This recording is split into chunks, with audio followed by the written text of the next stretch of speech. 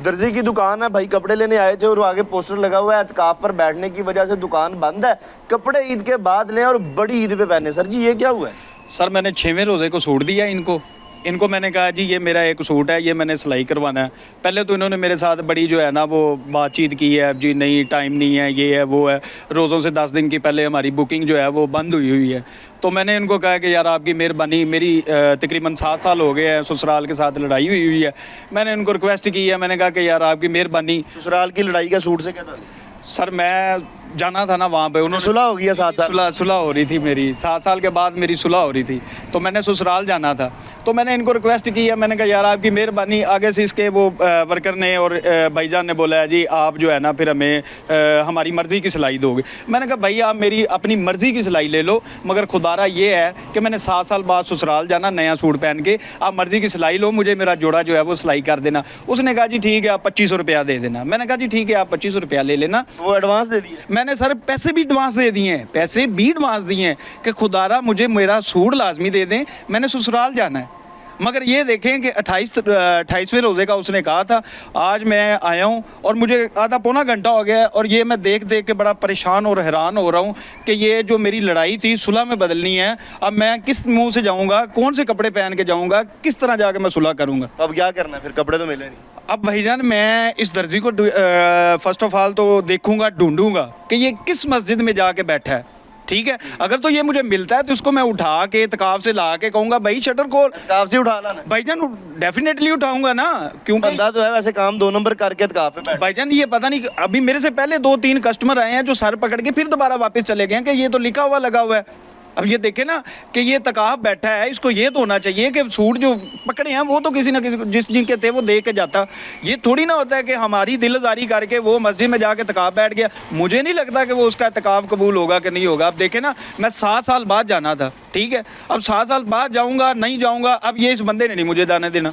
ये दर्जी है कौन था, जानते थे पहले आप इस दर्जी? नहीं, मैं एक मेरा दोस्त था, उसने जी मेरी किस्मत हर गई। मैंने उसको कहा कि उसने मुझे तो लगता है प्रैंक मेरे साथ भी कर दिया। उसने कहा जी बड़े इसने तारीफ़ों के पुल बांधे इस दर्जी के, जी वो ऐसी सिलाई करता है, ऐसी सिलाई करता है। वो जनाब जब मैं इधर आया हूँ वो ऐसी सिलाई करता है कि आप यकीन करें वो वैसी ही सिलाई कर गया। वो मुझे सिलाई कपड़े तो सिलाई कर दिए होंगे, अंदर ही पड़े होंगे। सर आप देखें अगर अंदर पड़े हैं तो मुझे दे ही देता कोई, मैं नंबर भी देकर गया हूँ, टेलीफोन इत्काफ पे दर्जी कैसे इत्काफ? यानी कहा जाता है कि दर्जी की जो ये रमज़ान के आखिरी 10 दिनों की ज़िंदगी होती है, ये कारोबारी लोगों के भी 100 साल ज़िंदगी से बेहतर होती है, वो इत्काफ बैठ गए। सर ये वो ना लिखा गया है कि दर्जी और तकाफ ये नहीं हो सकता, क्योंकि ये फिर कैसे बैठ गए? ये मुझे नहीं पता, ये कपड़े ना देने की वजह से बैठ गया। इसने कोई कपड़े ज़्यादा पकड़ लिए क्या मामला? इसके पास इतने ज़्यादा थे और यकीन करें जो बंदा आ रहा है उसको यही कह रहा है कि मैं एडवांस लूँगा वो सिलाई और फिर आपके सूट सिलाई भी डबल लूँगा भी एडवांस और फिर पकड़ूंगा। और देखें कैसी हैरत की बात है, और सिलाइयाँ लेके वो खुद तकाफ पे बैठ गया। नहीं, अब उसने कहा तो है जी ईद के बाद ले ले, बड़ी ईद पे पहन लेना। सर ये तो मेरे साथ वो मजाक कर गया है ना। अब बड़ी ईद पे मैं अभी इसको जाके तकाफ से उठा के लाऊंगा। भाई मेरा तो जोड़ा दे, मेरी तो सुलह होने दे, मेरा क्या गुनाह है?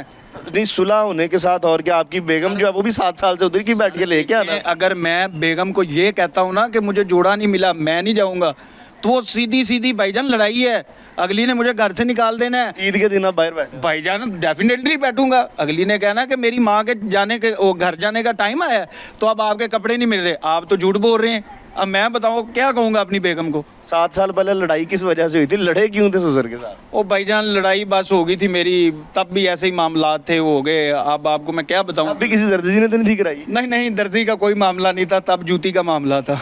इस बार कपड़ों का मामला है। ये जूती के मामले पे लड़ाई हुई थी हमारे साथ। यहाँ पे ये गाहक मौजूद है, यहाँ पे आए थे, ये दर्जी एक की दुकान है, उन्होंने कपड़े दिए थे। वो कह रहे हैं 6वें रोजे एडवांस पेमेंट भी की थी पैसों की, और उनसे वादा हुआ था कि वो 28वें रोजे पे उन्हें कपड़े जो है दर्जी वापस कर देगा सिलाई करने के बाद। अब 28वें रोजे को ये यहाँ पे पहुंचे हैं तो ये पोस्टर लगा है कि इत्काफ पे बैठने की वजह से दुकान बंद है, कपड़े ईद के बाद लें और बड़ी ईद पे पहने। इनका ये कहना कि ये क्योंकि 2 नंबरी की है, 2 नंबर काम किया, हराम पैसे कमाने के चक्कर में दर्जी ने ये किया, तो उसका इत्काफ काबिल कबूल नहीं है। ये जाके इत्काफ से भी उठा लाएंगे अगर इनको दर्जी मिल गया। ये नीचे देखे ना लिखा हुआ है कि कपड़े ईद के बाद लें और बड़ी ईद पे पहने।